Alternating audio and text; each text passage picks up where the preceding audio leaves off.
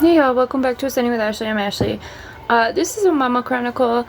I'm feeling a little bit bad right now, but not really. Hang on, let me... So, we just got done with college today. It was our last day. I'm gonna make a video about that right after this one. And then I've been waiting... Okay, so this is like one of those things where it's like mother expectations versus reality. And I just wanted to come in here and talk about it because I know it's a real thing for a lot of mothers, a lot of parents, especially special needs parents. And I think today just kind of made me realize how special needs we are. Because we do stay at home most of the time, and if we're not at home, we're usually in an environment that I've created, whether it's art space, college, even we're not even going into the stores really anymore. If I don't really have a way of anticipating the outcome, we really don't go, because of special needs, right? And all summer, the movie theater in town has been doing Wednesday afternoon kid movies. And so for 2 months, Moana has been on my calendar. That's Niall's favorite movie. It's been his favorite movie since he was like before 1, right? Like very early on. He's obsessed. Just mentioned this before. It's his movie. He loves it. So I was like, oh my God, how exciting. We can go watch it on the big screen. But then we were there and we just left. And it was maybe about 10 minutes in, not even. So I'm feeling kind of bad, but it's not, it's like an ego thing. It's like I feel bad because I thought it was going to be great, but then it wasn't. But really, there's no reason to feel bad because he got to eat candy, he got to hang out. I tried to go to the Bob Marley movie with him too. Movies aren't really our thing. Successfully, we've only seen one movie in the movie theater. Remember, I have a pandemic baby. He was born in 2019. So like everything was closed for the first couple years of his life. We've moved 6 times. And on top of that, we have autism. And as we're sitting there, he like wanted to stand up. He wanted to be loud. He wanted to, and like we know Moana, like every fucking, we know it front and back. We watch it all the time.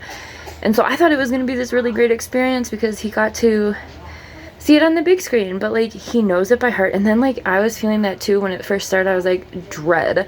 Like I was like, I do not want to sit here and watch this fucking movie that we know, like front to back, like crazy. And he had the same feeling, and he started standing up and trying to walk out. And I was like, okay, let me just get the drinks and stuff, because we both were like, no, we don't want to be here. And I took his lead and we left. You know, and now he's on his spinny thing, and I put him on the TV. And so I'm just having this moment of motherhood where I'm just like, I tried to do something really special and it was like not it, right? And then I'm just like reflecting. I'm like, okay, we have a ton of energy because we had cupcakes in college, and then we had candy while we were sitting there waiting for the movie to start. Not to mention the people just in town who were there, you know, and there were some kids from class from college who were there who did say hi to Niall. There was also a mom who was like, are you the art lady? I was like, yes, I am. So it wasn't all bad.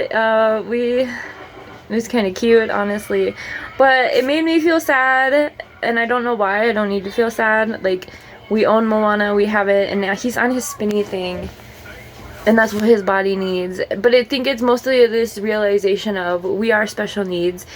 And like while we were there, he kept trying to trail off and walk away from me. Autistic kids really don't have a sense of danger. Mine especially is a runner. That's another reason, like if it's not a controlled environment, it's really not safe for us because we don't have concepts of danger. We don't understand someone could just pick us up and walk out with us. We don't understand that right outside the door there's cars that could hurt us, right? Like we don't have those concepts. Like yes, he can visualize that, he can see that, but like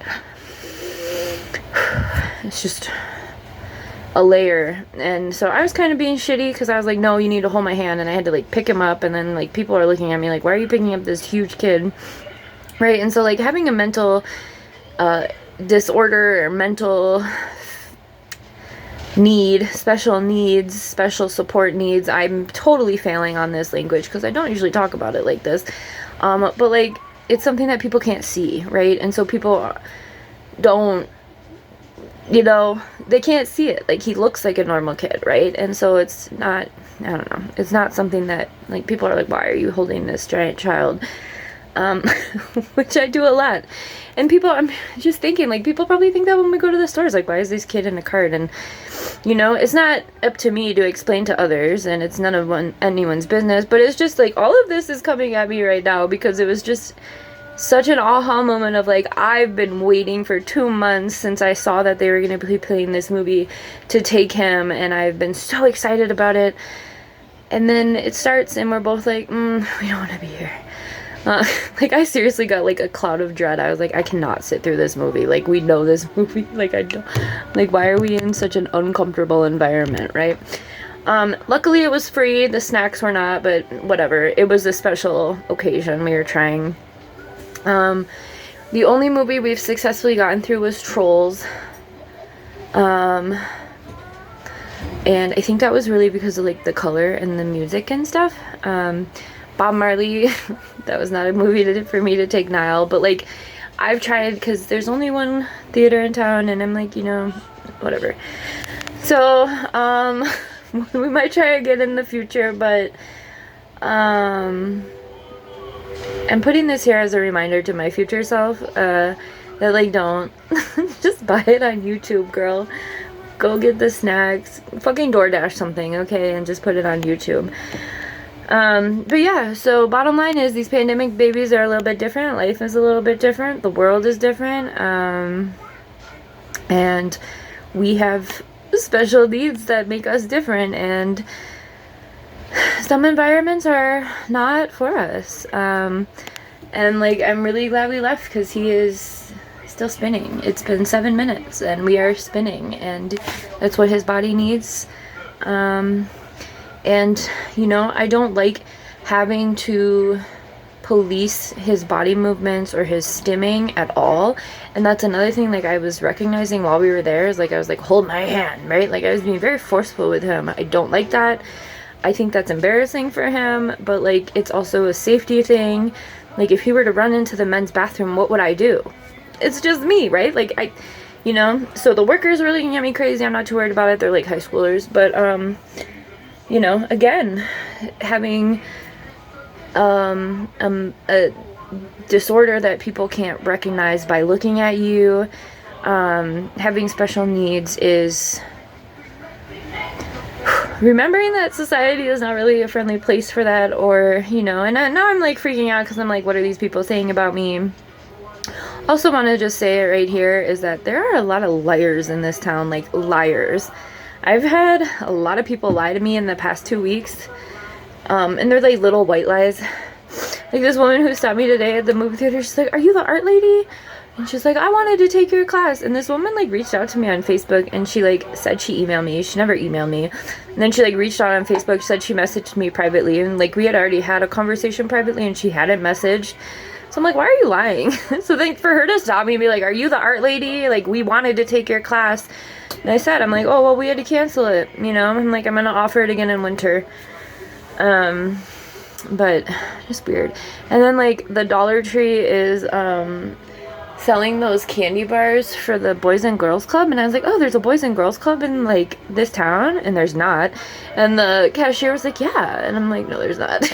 Like, stupid white lies. Anyway, everyone's a liar, but they're all, like, Christ-like, so it's ironic.